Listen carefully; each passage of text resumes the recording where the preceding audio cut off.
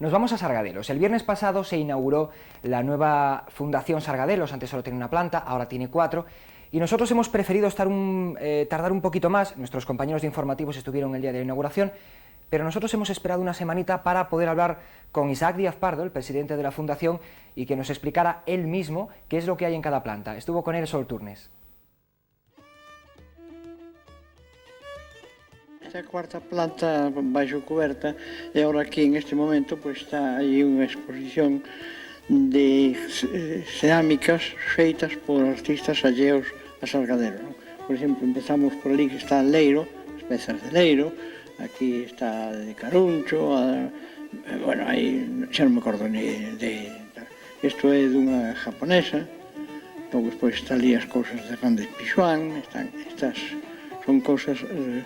Bueno, en Sargadelos colaboraron moitísimos, así como 2000 artistas vidos de todo o mundo, non? Esta é unha selección pequena de cousas, non?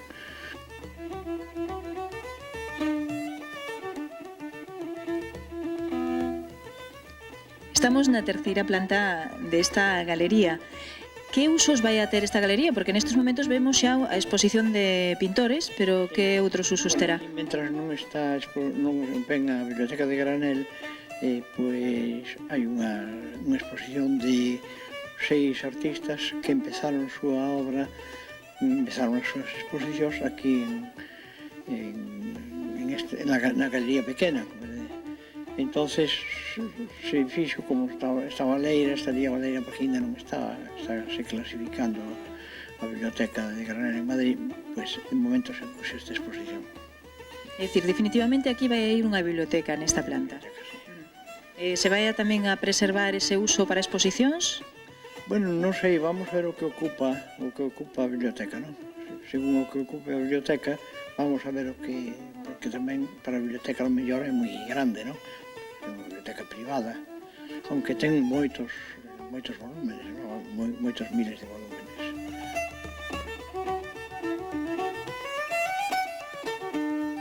Bueno, este edificio había que rehabilitalo para o que, non? Bueno, non pasou nada, o que pasa é que alguna vez nos paralizaron a obra porque os arquitectos tal, había sempre dificultades, porque todos os partidos políticos teñen representación no Concello, teñen un arquitecto, e claro, é difícil poñerse de acordo, e ademais cada un pensa como pensa, non? E aquí o que se tratou de facer foi respetar o que era auténtico. Logo despois había cousas que, como este non casa en particular, había trancalladas con divisións e con cosas. Non, isto se fixo auténticamente tal, se fixo a calefacción aquí é unha calefacción vai xochan, se fixeron unhas grandes placas aquí, non hai problema, está ben feito todo eso fixo. O arquitecto que reconstruiu isto é Beiras, Daniel Beiras, é un aparellador que verdadeiro arquitecto técnico é Carlos Lago. Entonces se entende moi ben, se discutiron cousas e agora estamos, parece ser que foron aceptando todo. Se tardou tempo en facer esta remodelación, finalmente son 4 plantas e moitos metros cuadrados destinados á fundación. E hai uns 1200 metros cuadrados, claro. Bueno, pois estamos na planta segunda, en donde... A segunda que chamamos tamén o primeiro andar, porque verdadeiramente o primeiro andar, porque logo despois está a planta de baixo. Nesta planta, nestes momentos, hai unha exposición de Anxo Casal. Sobre Anxo Casal, sí. O último alcalde da República, que foi inmolado, como se sabe, en Cacheiras, tal, como casi todos os alcaldes que había en Galicia en ese momento, pues, sufriron as consecuencias da historia. Isto, indudablemente, é a exposición máis completa que se fai sobre este home. Está feita en base de un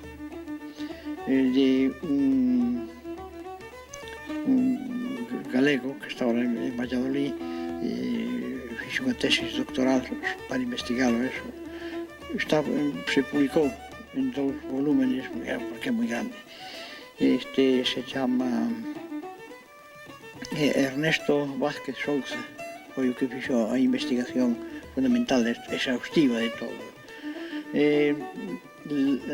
Eso ten unha reducción, esta síntesis que fixo un dos investigadores que temos nós, que é Alfonso Mata. Logo despois as cousas de abaixo fixeron dúas rapazas investigadoras que temos tamén nós aí, que son María América e María Díaz. Unha exposición que sigue polo outro lado e que ven a resumir un pouco a historia, o contexto cultural e ideolóxico de Anxo, verdad? É o máis completo que se ten feito. Nunca se fixo unha historia así.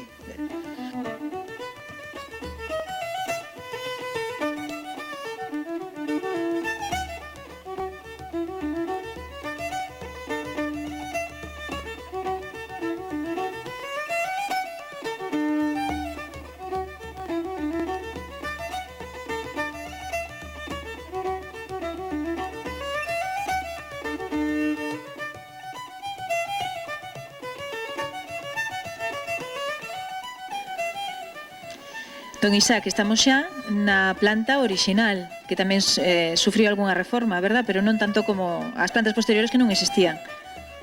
Sí, esta era a única planta que había, era esta, esa sala de exposicións.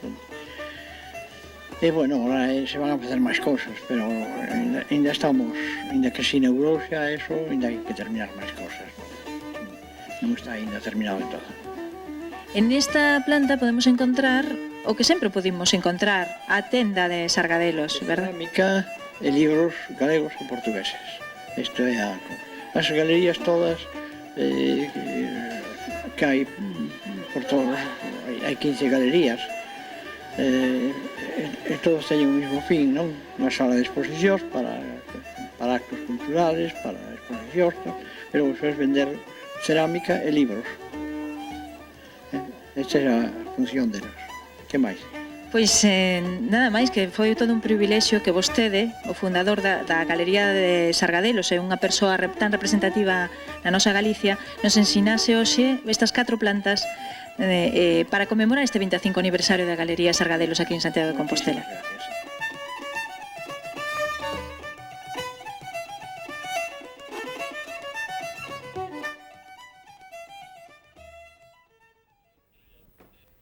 Isaac Díaz Pardo, Historia Viva de Santiago, un placer escucharle.